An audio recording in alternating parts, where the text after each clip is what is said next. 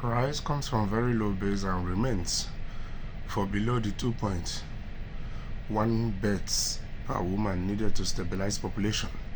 South Korea's birth rate rose last year for the first time in 9 years, as a surge in marriages raised hopes that the country may be lifting itself out of its demographic crisis. Preliminary data released by the government body Statistics Korea on Wednesday showed that the number of babies born per 1,000 people in 2024 stood at 4.7 for the first rise since 2014. So technically, when it comes to the demographic issue that South Korea has been facing for years now, last year was a good news for them. And you know that most countries in Europe are equally facing this kind of demographic crisis.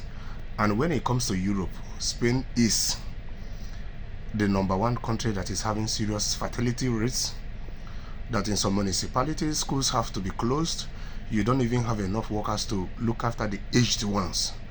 So it might equally be that Europe can learn one or two things from how South Korea were able to navigate through this problem to get this positive result last year, that it rose for the first time in 9 years, so that it will help the Europe leaders in terms of implement policies that will help them in solving this demographic issue, because it's very, very important. Because if they cannot solve their demographic crisis, it means that their labor sectors will face a disaster in the future.